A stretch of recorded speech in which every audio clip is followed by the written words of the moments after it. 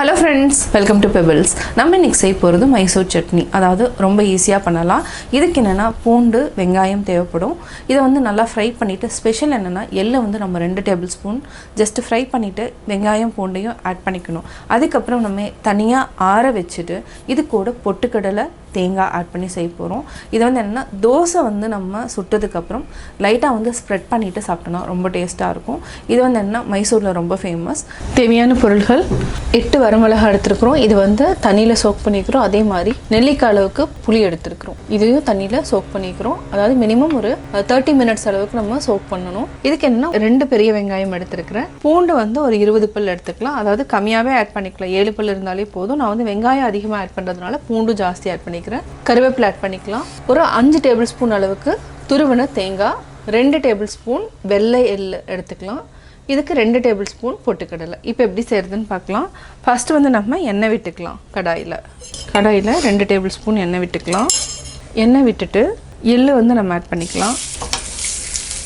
எள்ளு நம்ம வறுத்ததுக்கப்புறம் வெங்காயம் பூண்டு கருவேப்பிலை 3ஐயும் ஆட் பண்ணிக்கலாம். இது வந்து நல்லா வதக்கிக்கலாம். 1 நிமிஷம் வரைக்கும் நல்லா வதக்கணும். இதுக்கு இன்னும் கொஞ்சமாக நம்ம எண்ணெய் விட்டுக்கலாம். 10 வெங்காயம் பூண்டு எள்ளு இந்த 3மே நல்லா வதக்கியாச்சு. இப்போ ஆஃப் பண்ணிக்கலாம்.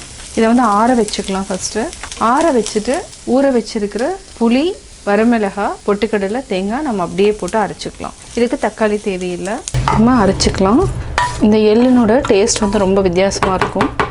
இது கூட நம்ம புளி ஆட் பண்ணிக்கலாம். தண்ணியில் ஊற வச்சுருக்குறோம். ஆல்ரெடி ஊற வச்சுருக்கிற வரமிளகாய் பொட்டுக்கடலை 2 டேபிள் ஸ்பூன் தேங்காய் 5 டேபிள் ஸ்பூன். நம்ம இதுக்கு தேவையான அளவு உப்பு ஆட் பண்ணிக்கலாம்.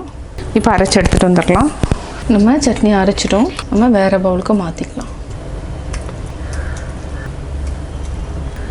சுவையான மைசூர் சட்னி ரெடி. தோசைக்கல் காஞ்சிடுச்சு. இது இல்லைன்னா நம்ம வந்து இண்டோலியம் தவா எது இருந்தாலும் ஓகே. இப்போ நம்ம ஒரு கரண்டி மாவு விட்டுக்கலாம். இப்போ நம்ம ஆயில் விட்டுக்கலாம். ஃபஸ்ட்டு வந்து இது எப்படியே ப்ரெஸ் பண்ணி விட்டிங்கன்னா எல்லாமே வெந்துடும். மாவு எல்லாமே நல்லா வெந்துடும். மாவு கொஞ்சம் கம்மியாக ஊற்றிட்டிங்கன்னா கூட ஓகே. இப்போ நம்ம சட்னி வந்து ஆட் பண்ணிக்கலாம்.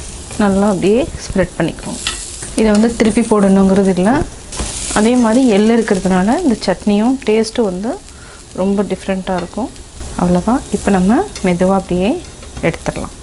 ஒரு சிலருக்கு நெய் பிடிக்கணும். நெய் கூட ஆட் பண்ணிக்கோங்க.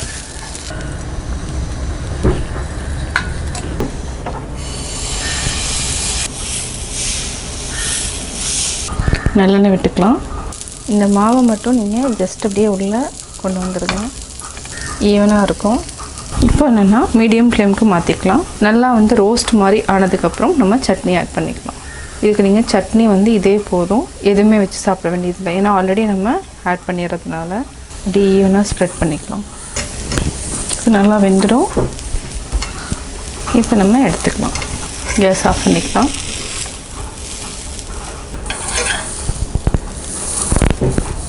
மைசூர் சட்னி மைசூர் தோசை ரெடி. மைசூர் சட்னி மைசூர் தோசை எப்படி செஞ்சங்கிறத பார்த்தீங்க. நீங்களும் வீட்டில் ட்ரை பண்ணி பாருங்கள். பார்த்துட்டு உங்களுடைய கமெண்ட்ஸ் எனக்கு சொல்லுங்கள். லைக் பண்ணுங்கள், ஷேர் பண்ணுங்கள், மறக்காமல் சப்ஸ்கிரைப் பண்ணுங்கள். அது மட்டும் இல்லாமல் நான் வந்து அடை ரெசிபி கடாய் அடைங்கிறது வந்து ரொம்ப வந்து ஸ்பெஷல். தோசை அடைங்கிறது வேறு. கடாய் அடை அந்த ரெசிப்பியும் நான் உங்களுக்கு டிஸ்கிரிப்ஷன் பாக்ஸில் கொடுத்துட்றேன். அதாவது கடாய் அடை அப்படிங்கிறது என்னென்னா கள்ளழகர் கோயிலில் வந்து இதை வந்து பிரசாதமாக கொடுப்பாங்க. அதே டேஸ்ட்டில் தான் இருக்கும். அதையும் நான் வந்து ப்ளேலிஸ்ட்டை கொடுத்துட்றேன். நீங்கள் அதை பார்த்து செக் பண்ணிக்கோங்க. நீங்கள் வீட்டில் ட்ரை பண்ணி பார்த்துட்டு உங்களுடைய கமெண்ட்ஸ் எனக்கு சொல்லுங்கள். லைக் பண்ணுங்கள், ஷேர் பண்ணுங்கள், மறக்காமல் சப்ஸ்கிரைப் பண்ணுங்கள். என்னோடய குக்கிங் வீடியோ முடிஞ்சதுக்கப்புறம் பார்த்தீங்கன்னா ஒரு திருக்குறள் வந்து நீங்கள் பார்க்கலாம். உங்கள் குழந்தைகளுக்கு நீங்கள் சொல்லித்தரலாம்.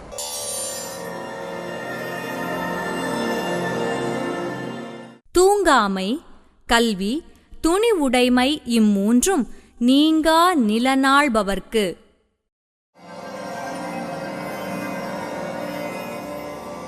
விளக்கம். காலம் தாழ்த்தாத தன்மை, கல்வியுடைமை,